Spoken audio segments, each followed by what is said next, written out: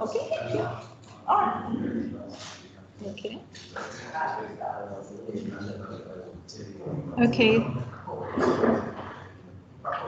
Okay. So good afternoon, ladies and gentlemen. Welcome to the University of Seychelles Interdisciplinary Research Seminar. I'm very happy on behalf of the university and on behalf of ESRI, the Education and Socioeconomic Research Institute of the university, to welcome Mrs. Mermedah Moustache to present about food security in Seychelles, which is a topic that arouses much interest. So I have spoken to a number of people about the fact that we are having this presentation, and it has gauged a fair bit of interest. And I'm also mindful that we have quite a few people who are following us online, and we say good afternoon to all of you. So I'll just share your bio, Mrs. Moustache, with our colleagues here. Okay. So Mrs. Mermedah Moustache is an agronomist trained in tropical agriculture. She served with the Ministry of Agriculture from 1984 to 2019. During her time at the ministry, Mrs. Moustache had the opportunity to undertake several positions, including in agricultural extension, plant genetic resources development, policy and planning. Her last role before retiring in 2019 was that of Senior Policy Analyst. During her professional life, Mrs. Moustache has worked with national farmers on practical farming issues, as well as planners and policymakers on a national, regional, and international level. She has a particular interest in food security issues in small island developing states, as they are extremely vulnerable to food insecurity in the present global market situation. With a long-term interest in food security, Mrs. Moustache has followed a number of courses on the topic. She firmly believes that every society should take its responsibility for the food that is produced and consumed by its citizens.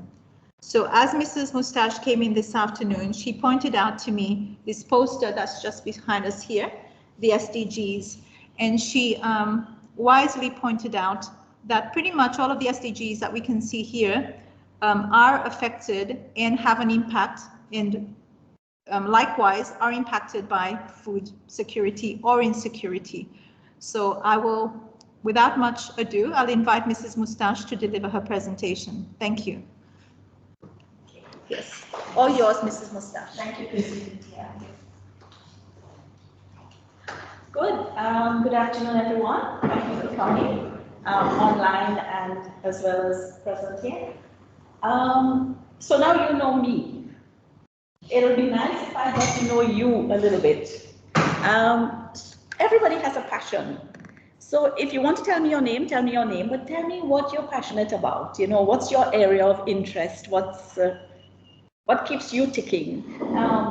Where can we start? Start in the middle. The middle is always a good place to start. Middle. That's you. Oh. I'm passionate about communication. Oh, so you're a communication person. Yeah, very good. And you are? Samuel. Yes. I'm Mermedah, and I'm a lawyer. I'm Lawyer. passionate about law. Law, climate change, law and policy, among other areas of law. Okay. Good afternoon. My name is Mermedah, and I'm passionate about writing and web design. I'm Mermedah Moustache, and I think everybody knows my passion is Creole language, culture, Creolization, that kind of stuff. Okay. Yes, I'm Reverend. I am very passionate about education and Education. my colleague is here, and specifically teaching and pedagogy. Yeah. Madam Purvis. My name is Gladys. I'm passionate about sustainable living and justice for all. Social justice. I'm Solomon, and I'm passionate about social studies. Social studies. Nice. I'm Maxi. I'm passionate about conservation and specifically protection of the environmental ecosystems. Nice. My name is Ryan. I'm passionate about international relations, maritime security, and geopolitics. I'm Marie-José. I think I can say I'm passionate about always learning new things, but I very much like to learn new languages as well. Very good. Can I? I'm from the School of Agriculture. I'm passionate about agriculture and horticulture. Mermedah Moustache. I'm passionate about producing food around my home. Yes. The food people. So let's just get straight into it. Now, this term, food security, it's all over the place. It's been flogged everywhere. We see it in project reports. We see it in every other document that you can. Every document that wants funding, every document that wants some kind of recognition, anything. But you know, we all interpret this term, food security, in a different way. So maybe if I can just ask you, let's just break the ice and tell me, when you hear the term food security, what comes to your mind? What do you think of? Anybody? Yes. When I see globally, I think that it has been having enough food, having nutritious food. Yes. For the community that you're living in. Yes. But also, if you break it down to individuals. Okay. So ensuring that you have nutritious, available food. All right. The lawyer. Yes. Yes. Well, in your domain, what does food security bring to your mind? Okay. From a legal perspective, I will add on to what she has just said. Yes. But I will add another pillar. Yes. Which is access. Access. Yes, access to food. Food that is sufficient.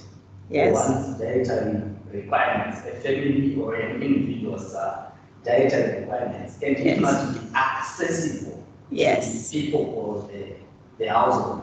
Yes. Okay. Any other takes on food security? Yes, sir? I love my extension. That's what came to my mind when you said access availability. I think also sustainability can be, because if it is available now, and not available tomorrow, it's a different thing for me. Yes. It makes sense if it should be security, should be sustainable. Very well. Yeah. Okay, so I think we're all on the same page, and we basically have a really good idea of what this thing, food security, is about. So let's just get into it. There was this quote I came across as I was preparing the presentation, and all these things are good. That food is available, it's accessible, it's secure, it's sustainable, and so on. But whose responsibility is it? And I read this and I thought, okay, how many of us had lunch? And how many of us had breakfast? And we're going to have dinner tonight. Ever thought about where it comes from and who did it and whose responsibility it is to get it there?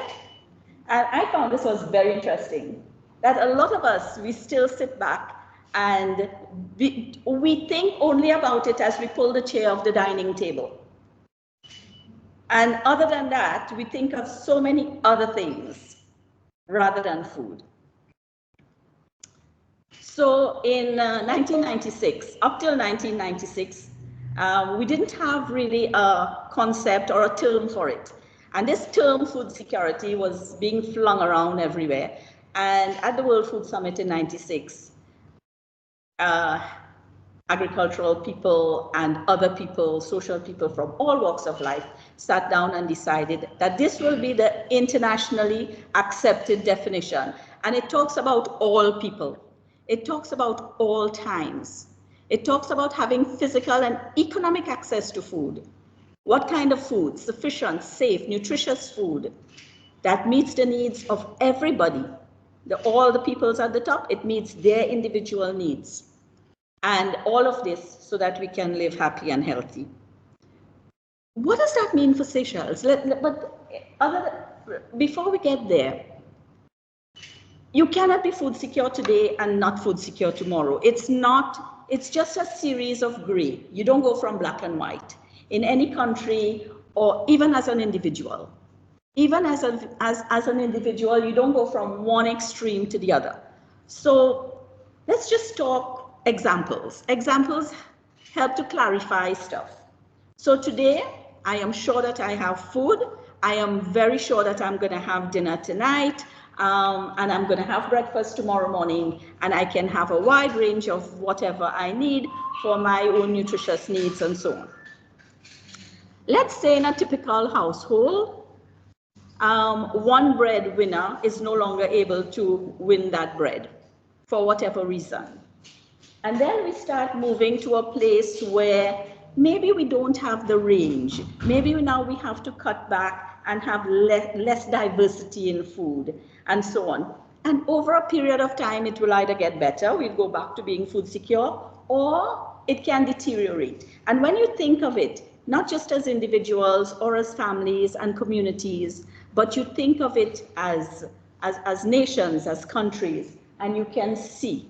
And then all the aspects, all the factors, the parameters that can affect that food security status to move it either in this direction or that direction. And those are some of the things we want to talk about today. When we break down the definition, we see the pillars. And I'm sure you guys did some background reading and you know that the pillars are availability, accessibility, the use, and then the sustainability, having the stable supply in the long term. But let's talk Seychelles. When we say all people, you think of our society, and food is available. Is food available to everyone in Seychelles? Is food accessible to everyone in Seychelles? Everyone, the very old, the very young. And the food that is available, is it nutritious and to the needs of everyone in Seychelles? So we think big. We think of everybody's individual needs. There is this little story that I give. It sort of brings home the fact. So in a household, you can have a well-to-do household, and they are able to put on the dinner table a wide variety of food, diverse, very nutritious, for dinner. And there is the 86-year-old grandma, and she's sitting there, the roast and all of the fancy things and all the proteins and the fruits and everything is there. But because she has dentures that don't fit well, because she is 86 years old and her digestive system is that much weaker, the food is there, it's available, it's on the table. She is sitting with her plate, it's accessible, she has access to it. But because she cannot consume it comfortably, is she food secure?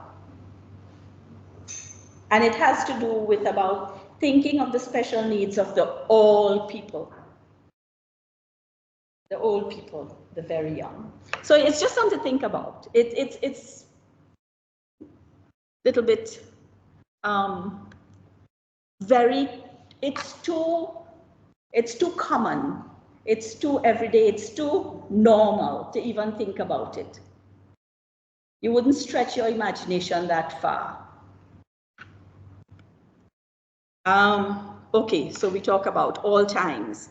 Now in many countries, and especially I'm glad I have participants from mainland, from the motherland, because we know that on the mainland, in villages where there is subsistence farming, this is a big issue about all times. You have to be always preparing for that rainy day. You have to be stocking up on, because you don't know what's going to happen tomorrow. You have planting seasons, the rains don't come, and there is not a lot of economic access to buy food when you don't have it.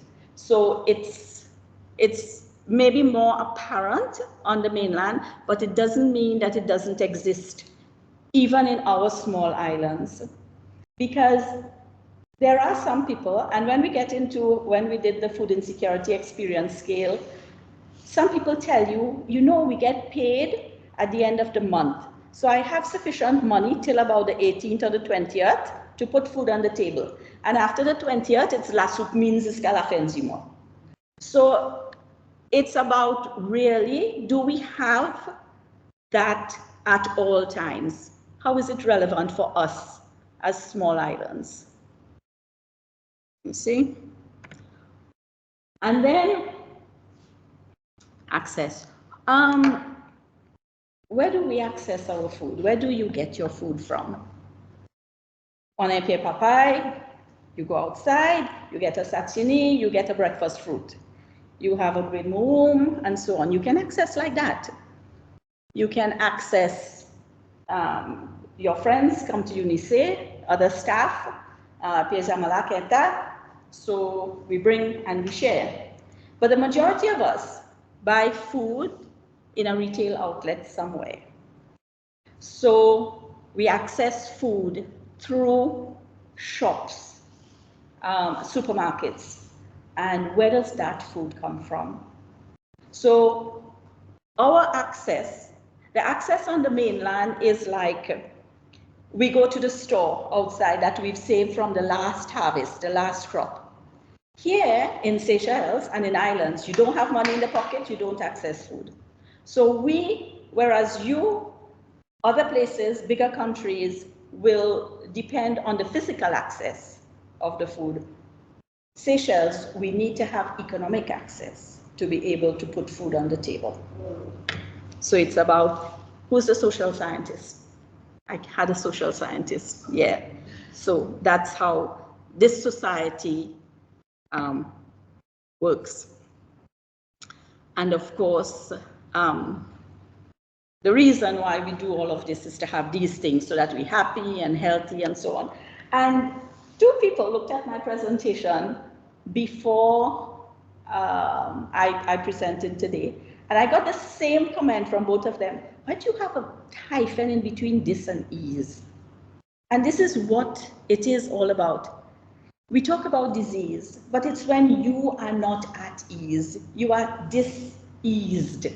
And this is what causes disease. So that was just my little. Now,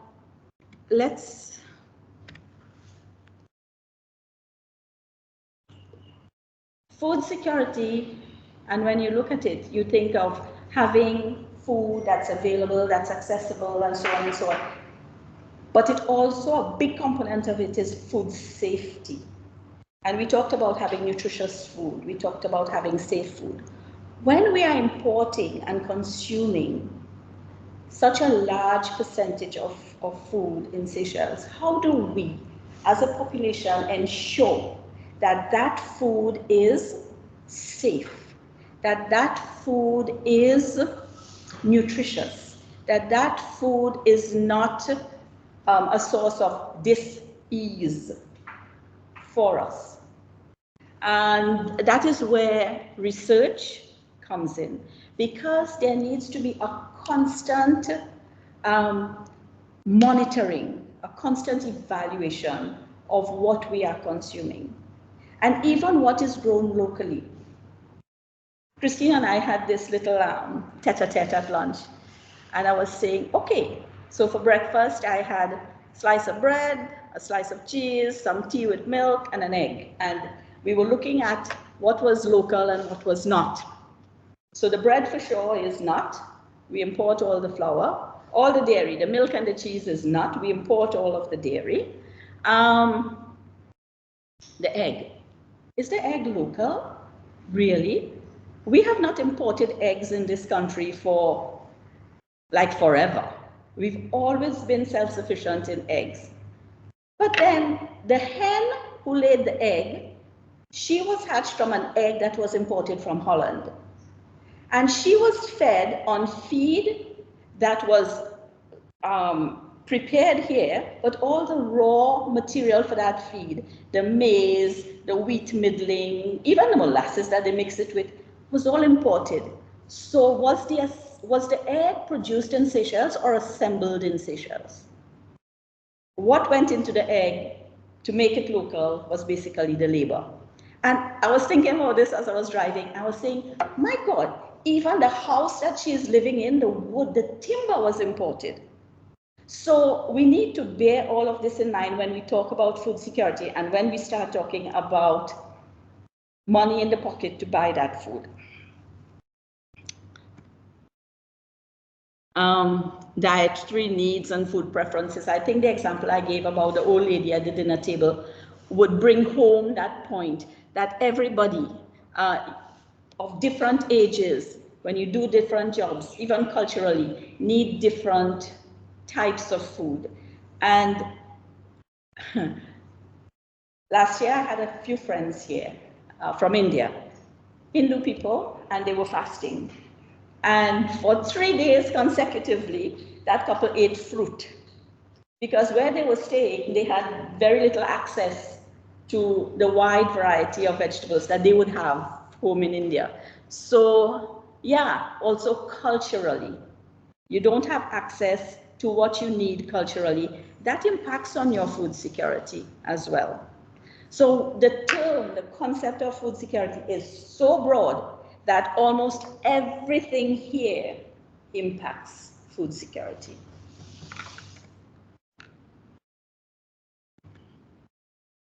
Now, one of the major, I would say maybe the most popular research methodology that's used to establish food insecurity is what was developed by FAO and is what is called the Food Insecurity Experience Scale.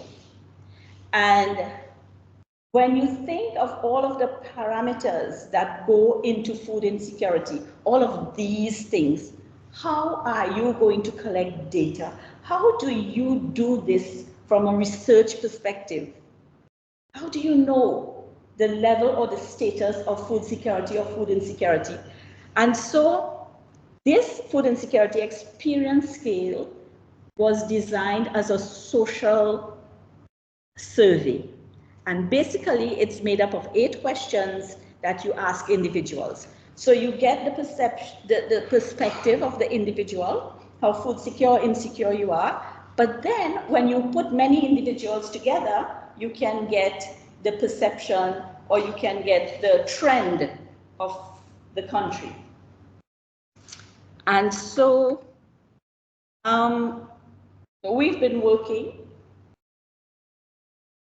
regionally with partners trying to establish food security not only in the country but in the region, because your neighbor is your closest supplier in times of need.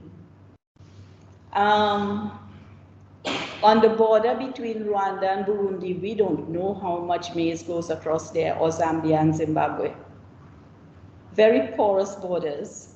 This is what having the neighbor to produce food is about. And a lot of it is not formal. A lot of it is very informal. But that is how people access food in other countries. So I think for us, when we think of food security, we need to not just think of Seychelles, us importing food or growing food, but think of us as part of a bigger family in the region. So a lot of work is doing, maybe Mr. Moustache wants to talk about that, in the region when it comes to collecting data, analyzing that data, and establishing our status as food secure or not secure.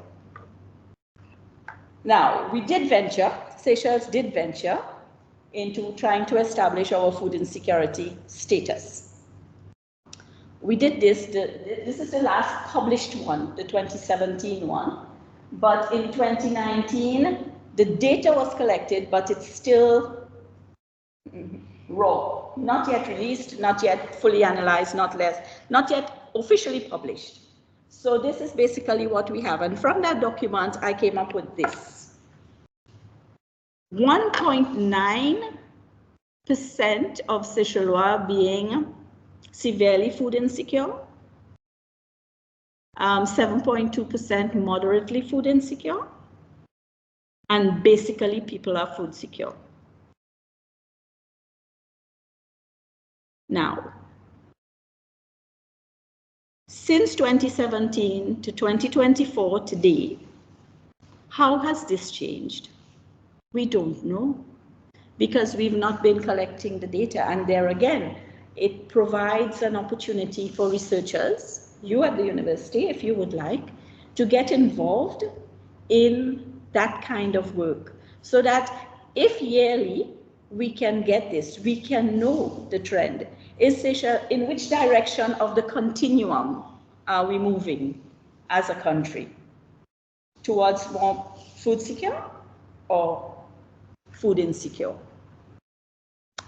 The individual people, the people in Kogat Estate, the people wherever, how has their life been impacted from 2017 till 2024 and all the challenges we've had in between?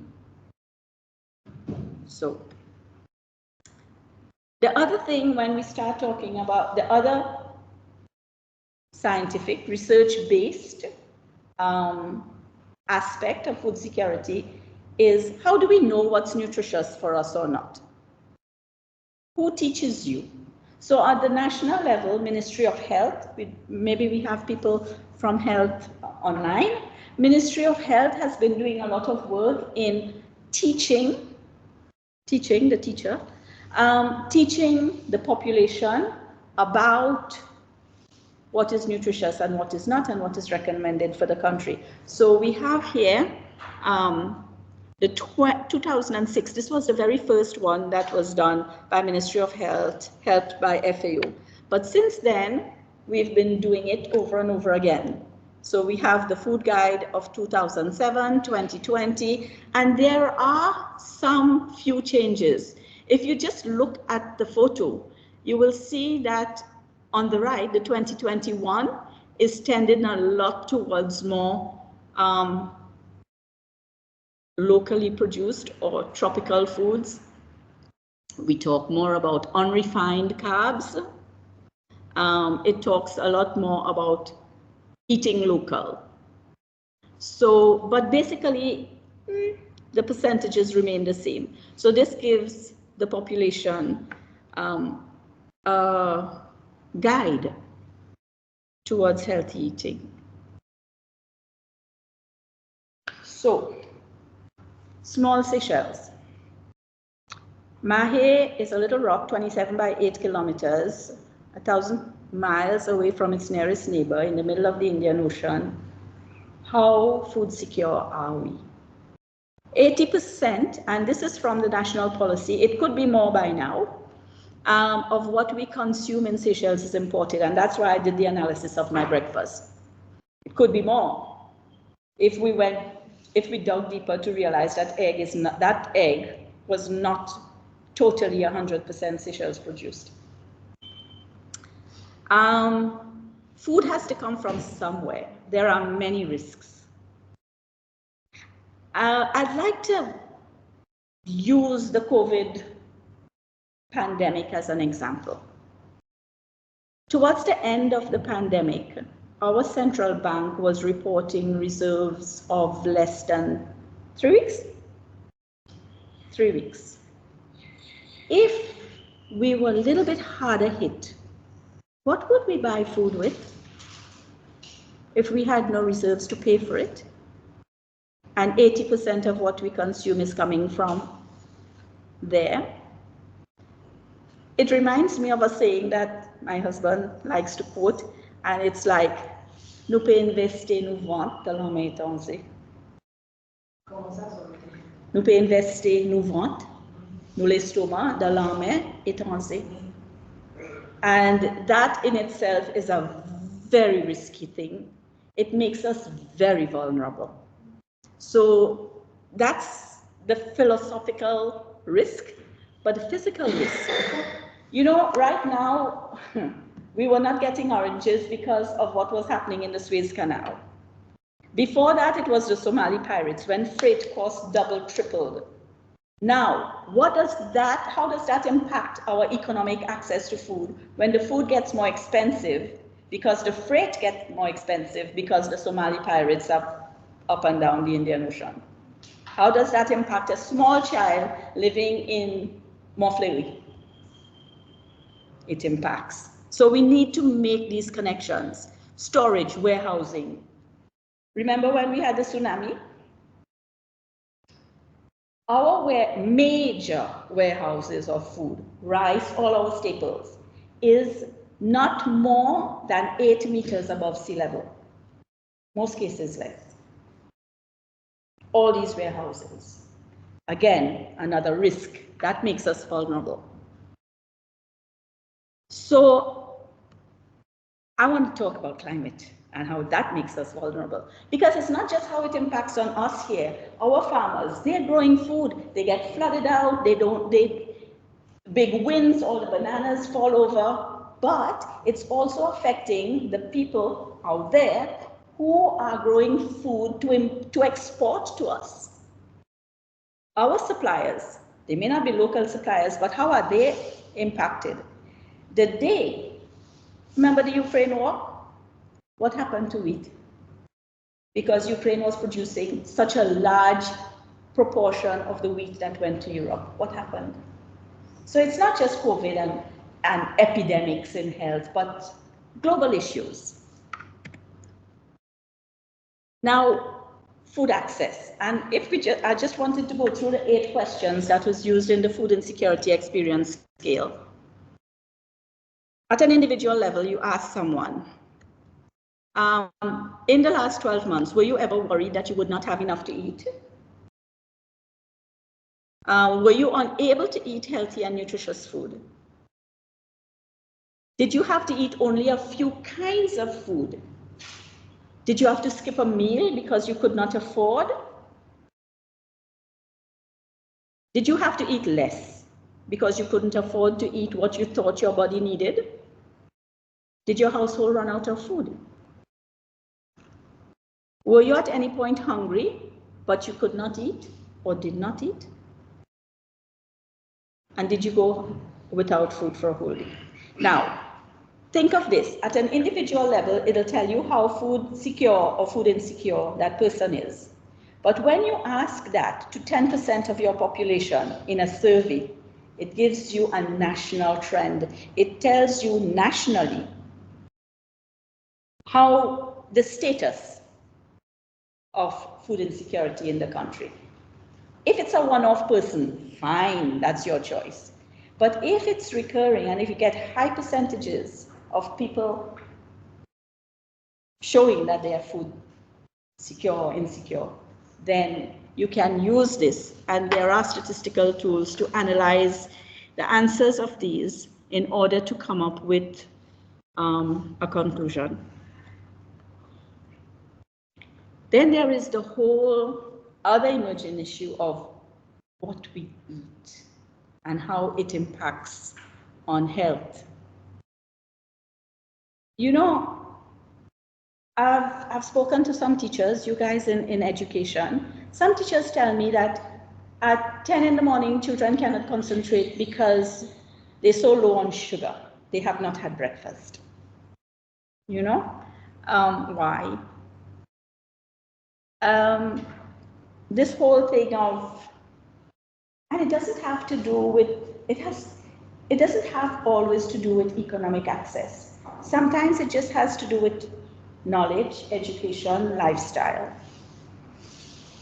When Christine and I, we were talking about areas of research, there is one area that for many years, the nutritionist at Ministry of Health has always been thinking of getting done. How many children in Seychelles between the age of 5 and 8 are anemic, are iron deficient? Because micronutrient deficiency, when we looked at the continuum, is one of the measurable factors that can link us, show us what stage of food security or food insecurity we are. Very simple to do, very easy to collect that data. I'm sure Ministry of Health, if in every district clinic can, for a certain period of time, monitor children, or you choose an age group, that's a very nice research project. Then we can actually establish. Now, why are these children iron deficient? And I was thinking about it, and I said, but Mama, aswa, yeah, go empty bread by a terre, empty bread home, empty bouillon, whatever, because she cannot afford something else. Maybe that kid may not be anemic, but the kid who has the choice at his fingers, and he insists on Mama, no, we go to chicken house, we get chicken and chips, we get pizza, he might be anemic. So unless we do the study, we will not know. And these are all social issues that if we don't know, we can't start solving the problem. You need the data first, you need the research done. So these are some of the issues that are emerging and impacts on food security and some of the potential areas of research and stability over time, sustainability. How can we be sure that 80% of food that we import, the imports is being paid for from our reserves. Our reserves are coming from tourism mainly. How vulnerable is the tourism industry? Nobody, no Seychelles, including me, would have imagined, believed that our tarmac at the airport would not see an aeroplane for months. During COVID, we saw it. Not a hotel in Seychelles had any guests for months. It was unbelievable. 10 years ago, you say that to a Seychelles, unbelievable. Not possible. Pourtant, it happened. We saw it. So, how risky is it to put all of our national reserves into the tourism basket? So when, as researchers or as people who's been through the system, we start talking about diversification, it's not because for any other reason, but it's about putting all your eggs in one basket. And if you can take the example of a home, in a home, imagine a household, mommy works, daddy works. When daddy comes from work, he goes out and he does a little gardening and she does some sewing. So you have all these different sources of income. The day one source is cut off, you don't starve. But when you depend on only one source of revenue and that gets cut off, that makes you so much more vulnerable. And these are some of the, and at a national level, I'm equating that to our reserves being mainly the tourism. Very little coming from other sources. So, I think I've done quite a bit of talking. I've shared some of my thoughts, ideas, stuff that I've picked up along the way. But now, we as a group, it'll be interesting if we can discuss the food security issue in Seychelles. What do we think? What areas of research do you think you can get involved in? What kind of data do we need to collect in order to establish our status? And beyond that, how can we as individuals teach, communicate, have a legislation to ensure that we become more food secure. One of the things we were talking about is the right to food. You are a lawyer. How many countries in the world right now has ingrained the right to food in their constitution? I was about to make a comment. Okay, go right ahead, my friend. Take it away. Yeah. So I have a comment and I have 2 questions. Okay. Yes. So I will start with the comment. So in the sexual context, yes, it is concerning that despite decades of legal and policy developments, I'm sure you would all remember that the Constitution of Seychelles was promulgated in 1993, and it's been 30 years since the Constitution was adopted. Yes. But despite years of developments in other areas of human endeavor, the agricultural sector has laid behind. And it is concerning that the right to food is not yet entrenched in the national laws. Constitution. Yeah. This has been despite the fact that it is a foundation. The right to food is a foundation for the realization of other rights. Exactly. Which are in the Constitution. Absolutely agree with you. For instance, the Constitution talks of the right to health, but can you be a healthy person without food? The Constitution talks of the right to education, but can you attend school without eating? It talks of the right to life, and it respects the right to life, but can you live without consuming food for a week? So it's clear that the legislature has slept on the job, on duty, with regards to the right to food. It's long overdue. Other constitutions in the world, they have been amended. Yes, of course. I will give an example of our own constitution. Yes. The Zimbabwean constitution, which has a standalone right to food. Yes. Right. Then, related to this comment I mentioned. Yes.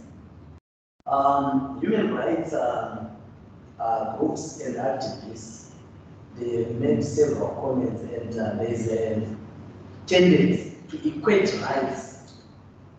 They say human rights are universal, they are indivisible, they are equal. But here in the sexual context, it appears other rights are more equal than others. For instance, the right to water and to shelter, the right to water here and the right to energy here in Seychelles is given more priority, like the government has made some bold steps to make sure that every household is connected to the national grid. Every household has treated water. Has got treated water, but they are not doing much in terms of promoting the right to food, which we all agree is really important. So now, turning to my questions are going to be very brief.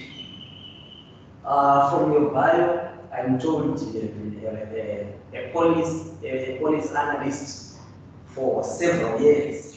Yes. And my question to you is, where do you teach Seychelles in terms of realization of the right to food security? Are we there yet, or we are not yet there? At what stage are you going to do Seychelles, and what is it that needs to be done? Then my second question relates to biosecurity concerns and the regulation, the legal regulation of genetically modified food. I understand as much as you do that Seychelles is a party to international legal instruments regulating food security, including the Convention of Biological Diversity, yes, together with the Cartagena Protocol. Yes. On regulation of biosecurity issues. Yes. So Seychelles has been importing most of its, if not 90% of its food food produce. And my question is, do we have a process-based approach to the regulation of genetically imported food in Seychelles? Do we have a system to subject it to pre-market regulatory safety to ensure that biosecurity risks are not passed to Seychelles, to ensure environmental protection and conservation protection goals? Because some of the food stuffs and the food extracts, they are harmful to human health. They are also alien invasive species, which may also affect our ecosystems. So do we have such procedures in place? Okay. I remember some years back, the conversation started about getting the right to food into the Constitution. There was conversation. It went right up to Cabinet of Ministers, where it was thrown out on the table, discussed. But at some point, the idea came along that we were not ready for it yet, that it would come with a lot of repercussions. And the reason being, I think it's not well understood. What I think needs to happen is a national discussion. We need to start there, a national discussion on what it means to have the right to food. And then we grow from there. Because you cannot make a decision on a topic that you do not understand. So I think we're right at the beginning where we need the discussions to start. That's one. The other one was about biosecurity.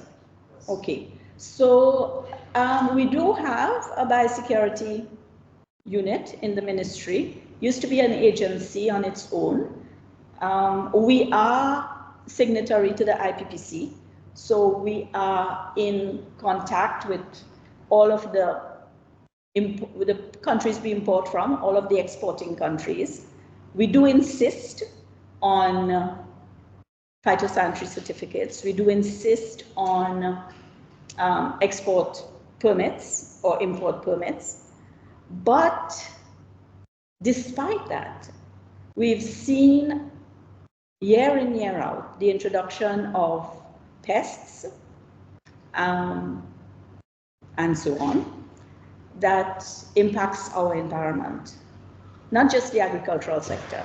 The latest pest, the last one, is that colorful little yellow beetle, bog weevil, that's on the Pepicite, on the golden apple trees. And the white fly.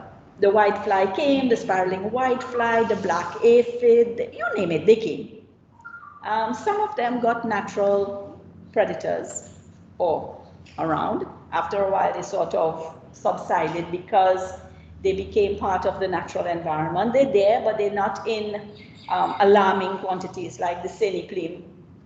When it first came, it had no natural predator. It was a new boy on the field, so to speak, and so it was free for all for him. But now, and even the spiraling white flies, at some point I noticed the little sret, the little red Madagascar 40, started identifying this, oh, this is a source of food, and started feeding on it. So for each pest that comes in, it takes a period of time for it to, that doesn't mean that it's right for it to come here, that it should come in. But as long as we import such a vast percentage of our food, the risk is always there. So I know there needs to be a lot of work on the border side for border control. There needs to be some more work on the pre-border side for communication between our IPPC offices and others. And we really need resources to strengthen the post-border situation. Like if something comes in, we have traps 1 kilometer radius around the airport. We need to identify it early o'clock, get it under control. But all of this calls for resources. And there is a comment you made earlier that the agriculture sector has lagged behind. And so that comment answers this question. Yeah, you are talking and the about reason. resources. But by the same token, the same government is Importing. They are sponsoring universal primary education. Yes, of course.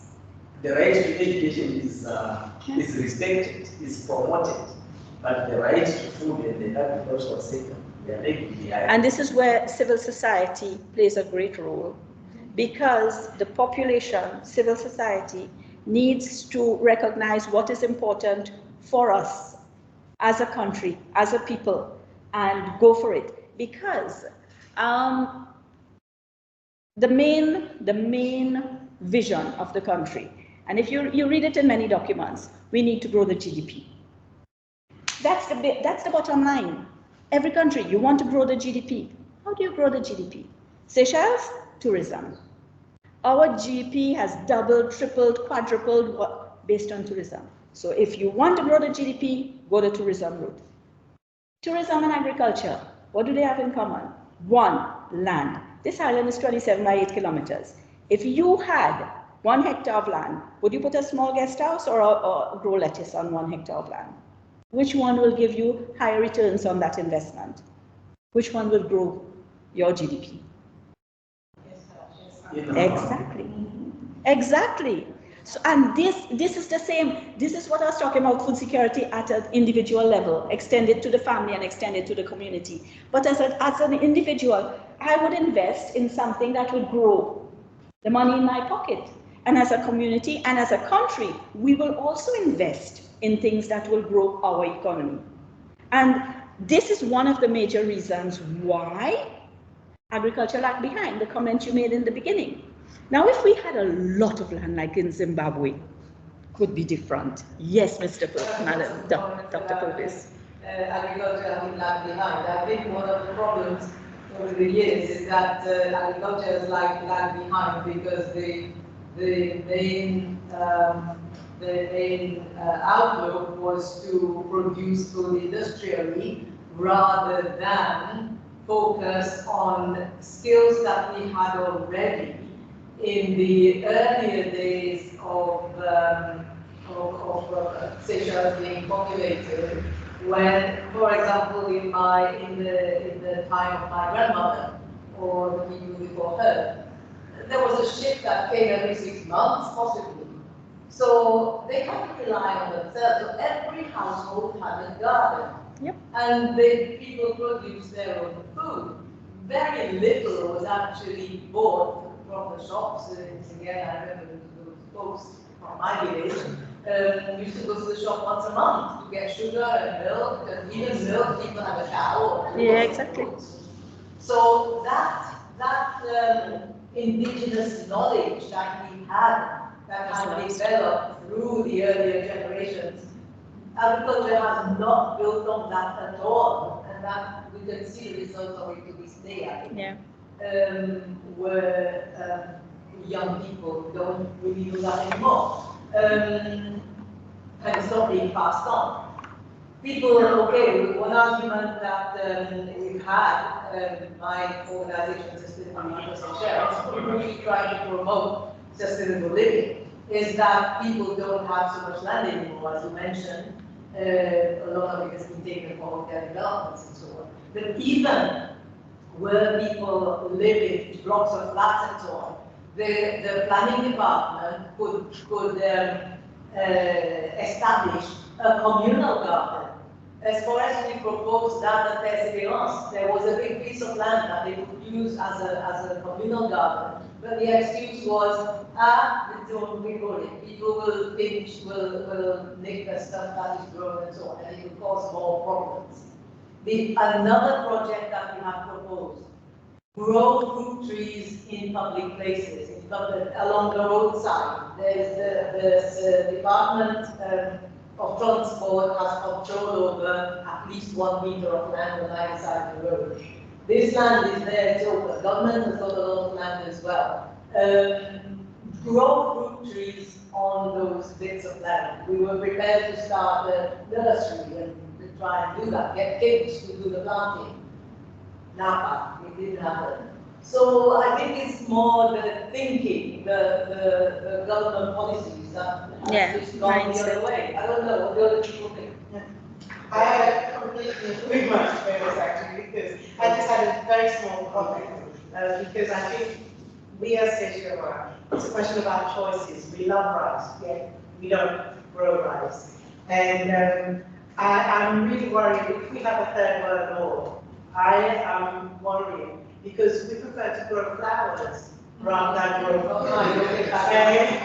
And in the hotels, you know, everything that you know, for the tourists, you know, everything is imported from inside. So I completely agree with you, but also I just have one little comment regarding the issue of obesity and how fast we can make it with the FIS. Because when we looked at developing national indicators for the multidimensional poverty, we, you know, especially the health component, we were able to monitor that. So monitoring obesity is something that we can do here in Seychelles, but not many people know about it, but it's something that we developed when we were developing the national MPIs. So this is another area that, again, I was talking to Christine about how we can make sure it continues, so that we're able to monitor, you know, the trends over time. Yes. And it's something we can look into because it is still being done by the Ministry. Yes, yeah, and that whole issue of poverty. We always, if we are dependent on the pocket to buy food, then the whole aspect of poverty comes in, but it's the definition of poverty. Sometimes people are not poor because they don't have cash in the pocket. People are poor through other dimensions. So that's another area of research that is possible through poverty studies. Yes, sir. Yes, when we started this conversation, we brainstormed on a number of concepts. Yes. Availability, yes. accessibility, yes. sustainability. Yes. And as we went on, we discussed about Seychelles and food security.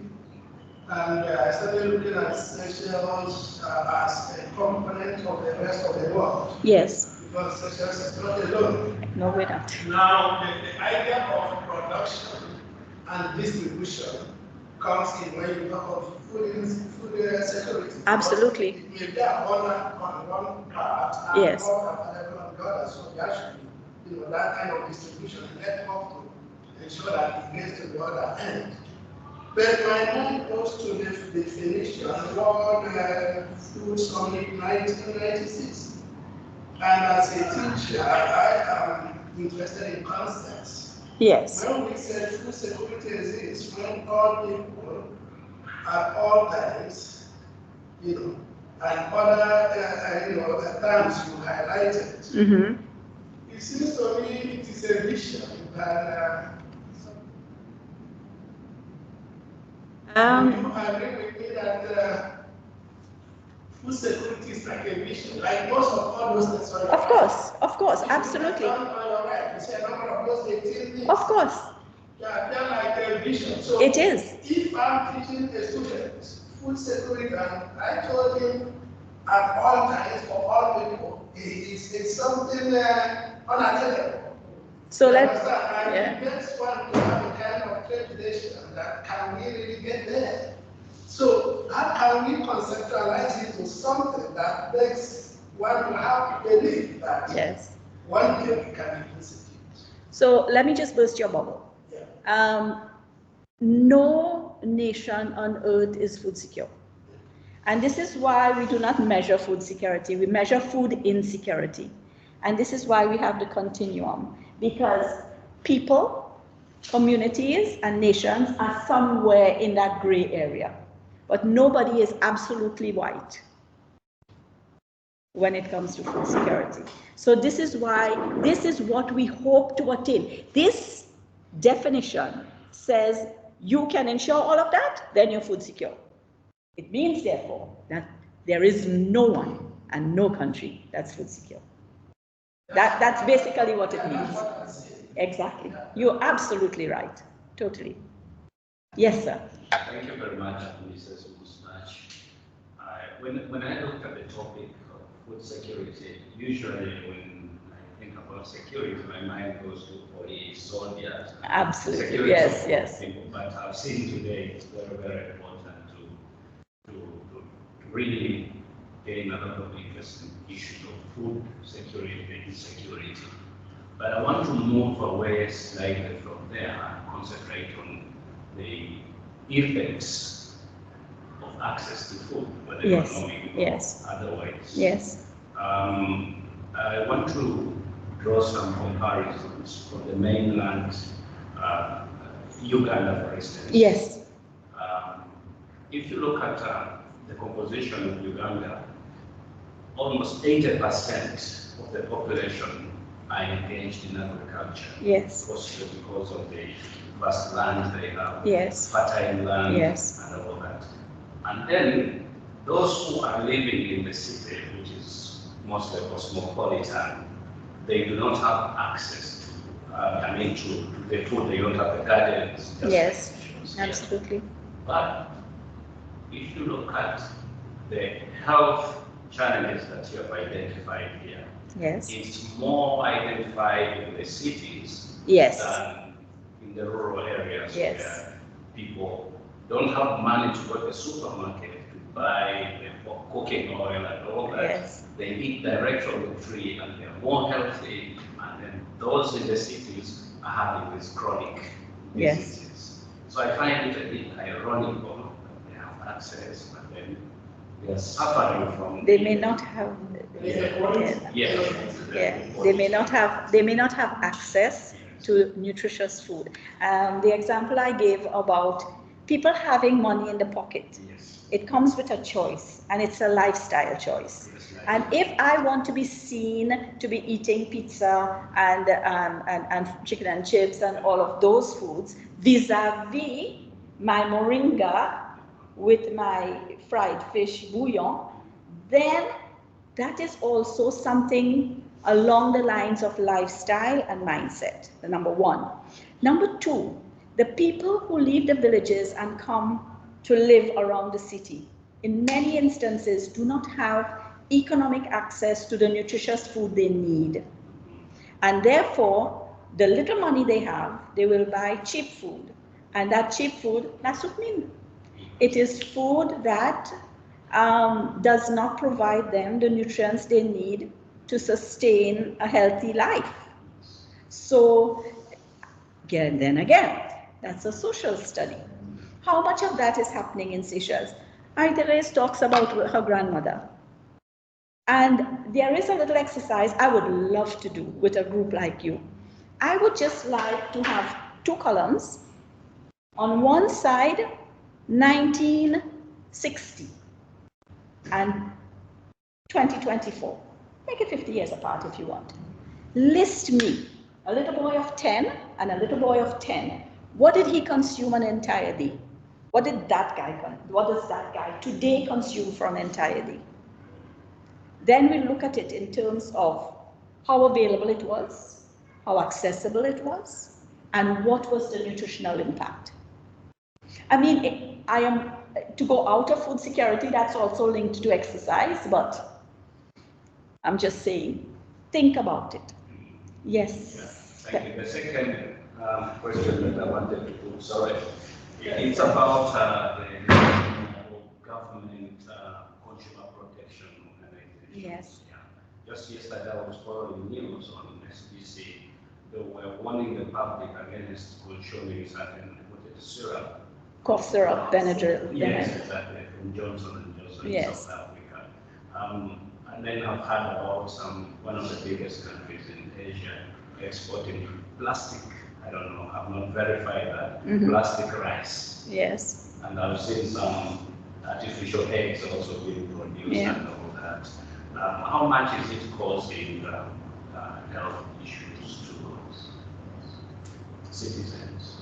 Well, we do not know, because I am not sure whether that information or that data is being collected, whether there are any testing facilities. So this is why we need to rely on our international partners to help to protect us. And this is why we were talking about IPPC. Now, Seychelles, we keep a strong bond relationship with the people we import from for fresh food. So IPPC Kenya and Seychelles has got almost like a personal tie, or with any country that we are importing fresh food from. Now, when you rely on somebody else to safeguard your health, you can never be too sure. Yes.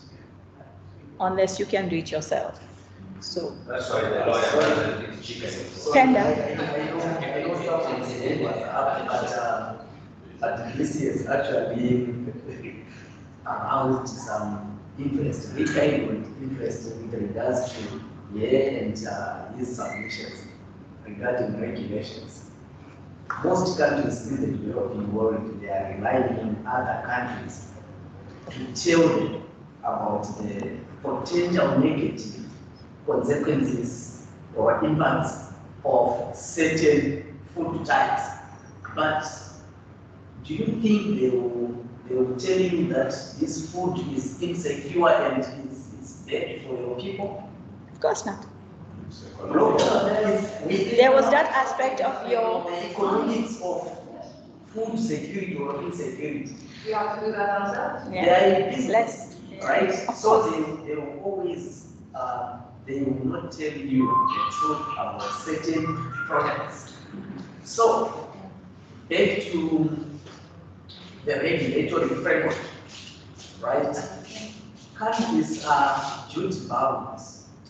Countries, I repeat, are duty bound to make sure that they put mechanisms at the national level.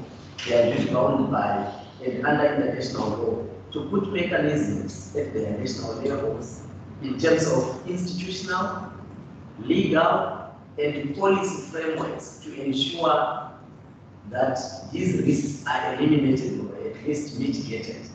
Right? Here in Seychelles, we only have an institutional framework, but we don't have a biosecurity law or we have a biosecurity which is very vibrant, and it's eliminating these risks. Yes, we have a legal framework, I know, and we have policies, but I want to make reference to Principle 15 of the Rio Declaration on the Human Environment of 1992.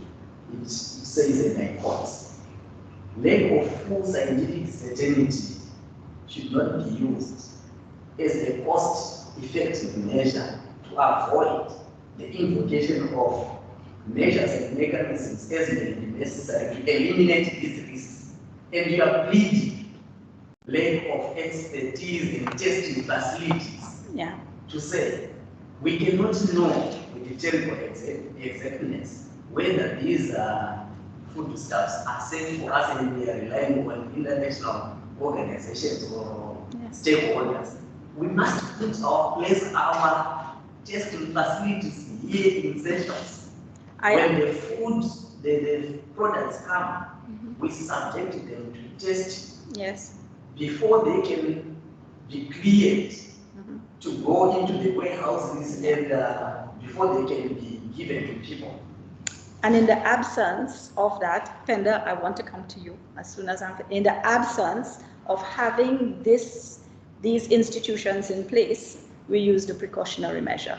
So unless we are sure, if we have any uncertainty, this is why the Biosecurity Agency will not give a permit to import such and such and such thing, because we take that precautionary measure and we say we're not sure in the absence of. No, please. Thank you. I just wanted to say that you know, we have lost.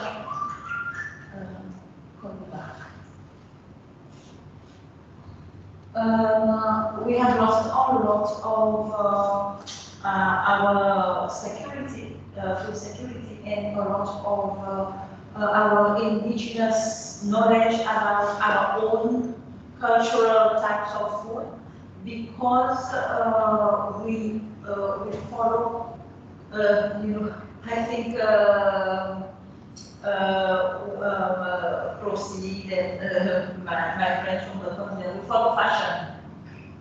Yeah, we want to follow fashion. We want to be like the big countries. The big countries. Okay. So what I noticed in 2020 we did this research, very small preliminary research with UNESCO, and we were trying to find indigenous knowledge systems, ways of preserving ICH. Cultural heritage. Yeah, cultural heritage. You can combine it with biodiversity and climate change mitigation. Yeah. So we came up with a project called the Creole Garden and Kitchen Pharmacy. Yes. And we found out a lot of things. That we had a lot more types of traditional foods, and that the basis of our culture stems from this Creole garden. Of course, absolutely. And it defines us as a people, yes. our identity, yeah. And we use that garden for health reasons, because all our medicine came from yes. the garden. And it was a source of, how shall I say, food security itself. And that garden extends to the community as well, because there were places where, like the breadfruit tree, the wemu, that belonged to everybody. You had the right to come and ask for some. And it was understood that this is something that you share. Yes, of course. Yeah, and so we have lost that. And that's why now we have people who steal it. And then, I went to Agronomist, and they have this big thing about chisak. Yeah, the young jackfruit. Young jackfruit. We have that as well, because my grandmother told me about it, and I've heard all the informants talk about it, but we don't know that anymore. My generation, we don't know that. And lots of things we don't know. Not want to eat it because to them it's foreign, but yet it's something that belongs to our environment, cultural and our past. culture. Yes. So the Creole Garden brought up all that, and then now I want to talk about something about the way we react to research.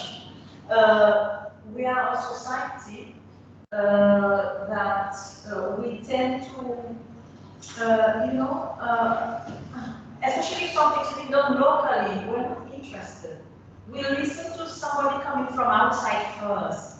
But if it's our local researcher who's done it, we're not interested. Or we are guarding our own territories. So, we're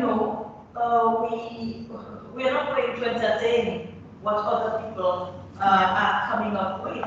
So we try to, send the results of the research to places we thought might be interested, but we really had no takers so far. There's been some expression of interest, but nothing's been done.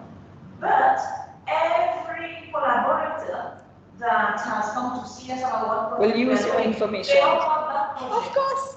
Every single one of them. They all want that project. They all want to run with it. You see? So I don't know. We need a change of mindset. Yeah. Food security will very much depend on mindset, as you say.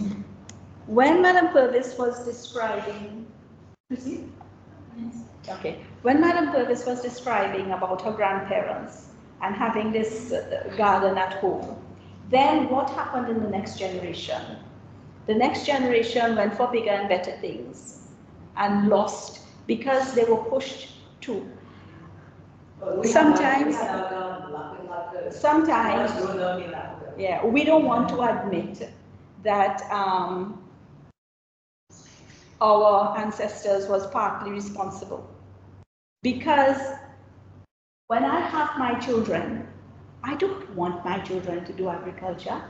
That's all about the hoe and the fork and the soil and the hot sun. I want him to become a doctor and a lawyer. And I don't want him to do these things. I remember personally, my eldest son, you know Rafi. He did very well at A-levels, whatever. Everybody expected him to go to medical school. And he said, Mama, I want to do agriculture. Like Mama and Papa. He did agriculture. One woman told me, Mermedah Moustache ba un gato la zan. Get kitsa pichi na fe l'agriculture. So if we have this kind of mindset, there is no way. People like to have their little home gardens because in the urban setting, it's all very nice and clean to have with all your beautiful little plants. But really, sometimes it's hard for us to accept that this also contributed to where we are. So I think we have somebody in the middle who's trying to say something. Or no? Yes. Thank you. No, it was just a quick comment. We spoke about how people have turned away in general in Seychelles from the traditional food, but it possibly coincides with the time that the housing situation changed as well. Yes. You have to vertical Exactly. where it would be difficult to go and just get your fish by the roadside or from the beach and clean it, to take up to your third or fourth floor apartment, and you know the sizes of the the kitchens, the fridges, etc. So this is when you would find greater interest in the Frankfurter sausages that are extremely bad for your health, that I see a lot of people feeding their kids on a daily basis. So it just makes me shut up. Just that, so obviously, there is obviously an element of choice, and sometimes it makes you wonder. And then there's an element where people will be forced, forced into the box, but then probably just stopping there and not really looking into what they are putting in their bodies as well. And also wondering about, how much knowledge people have, or people just pretend that, being in denial. Yes. Because a lot of people know that what they consume is not good for them.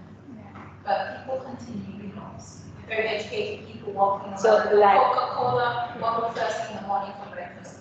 So lifestyle has a greater impact on the choice they make than the knowledge of. But granted, like I said, there has been, there obviously has been demographic changes in respect to the demographic arrangements as well that have spurred on. Probably at that time, that has seen those types of changes as well happen. And advertising for sure, just advertising. Huge. And then we were talking about, in democratic societies as well, it's the demand and supply are meant to, sort of like self-regulate. So, you try and force as little, have as little impositions as possible in a sort of free market society. Let people make their choice. As well what that involves. When people are faced with so much choice or so much rubbish that you wonder how these things actually get through. But the other thing is, we were talking about, importing and having, testing facilities here as sort of watchdogs to what's coming in. But I don't think we've touched on what's being produced locally and how in Seychelles, it's been decades that people have been saying, be careful of what you're eating that's being produced locally because they have an overabundance of pesticides, for instance. We sort of know that some places that tell you their vegetables and fruits are organic. Really, people say, oh, don't believe him, that farmer will just tell you his goods are organic, but they're not. And then somebody in agriculture once said, there's really nothing really organic in Seychelles just because in the soil, there's already a lot of, the pesticides that are running. Accumulated, yeah. I don't know how long is the half-life of that, but I'm sure there's quite a fair bit of, soil that's been stored in Seychelles. So basically, my point with this is, as much as you will have a regulatory body, you also have to look at what's being done locally. Yes. And the other point that comes out of this as well is, when you look at countries that have amazing testing facilities, like the US, they produce food that in Europe is done in Europe. So even in the OECD countries, you have divergencies in what is permissible for health as well. So at the end of the day, I wouldn't say that having access to testing facilities would be the defining factor in being the gatekeeper. So obviously there are other issues, there's economic, there's political issues, and the political. Just a few reflections on mine. Thank you. I would like a reaction from our soil scientists on that, but before we get there, I'd like to hear from my colleague at the back. Yes, thank you. Thank you for a very insightful presentation. I just would like to touch upon what my colleague Rosie spoke about at the very beginning, and what you also mentioned about taking this to cabinet, in including the right to food in our constitution. Based on your experience, your observation, all these years in government as a public servant,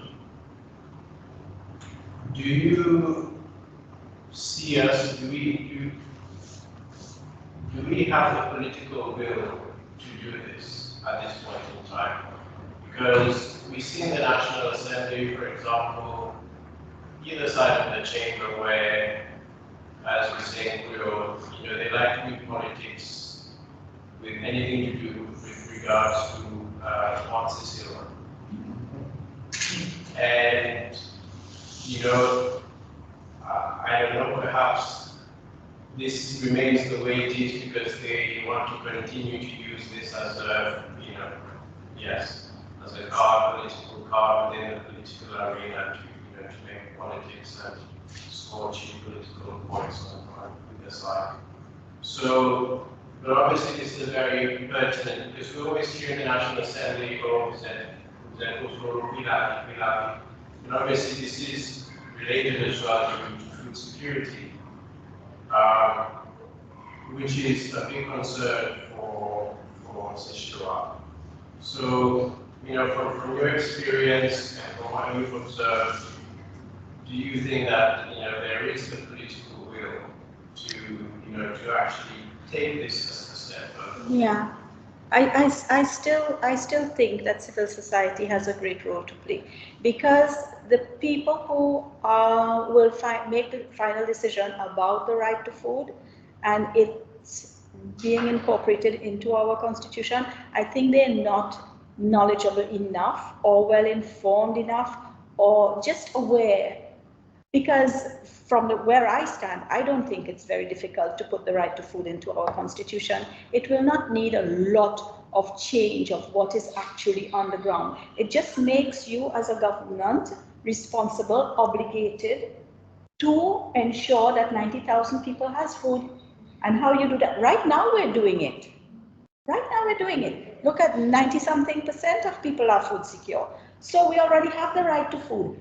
We need it in the constitution to ensure its long-term sustainability and to hold somebody responsible in case another, and I'm putting this in inverted commas, COVID lasted a little longer. You know that kind of way? That's what it is. Mr. Moustache. Yeah, well, I'm glad that this topic came up. It's been on the table for at least 20 years now. We made an attempt, the first attempt to bring it into the Constitution was in 2007, when there was somewhat of a revival of the agricultural sector. Yet another attempt to take it put it where it should be. And we got very far with it, but short of getting it into the Constitution. But we understand very well the challenges that we face is the understanding of these guys up there is somewhat not necessarily up to the level we would have wished. Remember, this is a nation which is only 250 years old.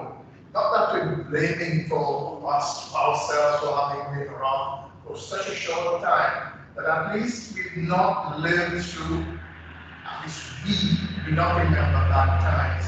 It's our forefathers who remember the difficulties of the Second World War. And I suppose if that move was made just after the Second World War, we would have felt it, because then they knew and they understood very well the significance of efforts towards food security. Right? So we're living good times. I suppose when we open our eyes in a modern time, in modern times, with a lot of resources at our disposal, which have a lot of impact on what choices we make. I suppose if we will constrained as a nation by so many other challenges that we face us, but nonetheless we stay in glimpses of those challenges and probably bring greater awareness to this holistic living, that we need some fundamental laws, we need some fundamental guidance inscribed in our constitution to guide us forward. I suppose it will come in time. This is why, in the current context, we probably wouldn't pin our hopes on the politicians to do that. They took hot up right now, we see it's a very vibrant movement in our development.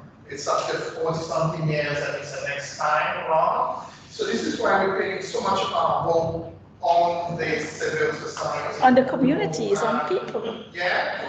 Again, what we see in that, when we see the experiences of other countries, only came about after such a prolonged period of development. One that is enshrined in traditions, enshrined in the culture, and enshrined in the moves people make eventually, which manifest in civil society. Up to recently, sexual go down, right? Because I'm scared of this and scared of that. But I see now there are burning resistance coming up, not for anything bad, but at least to promote very specific areas that we would love in civil society development, that we would wish to happen. I suppose then we have to play part our lethargy to the fact that we're a very young nation. We get to experience bad times. But bad times are coming, that begins. Yeah, something. Yeah. So yes, Mrs. Davis. You mentioned last one, yes, last one. You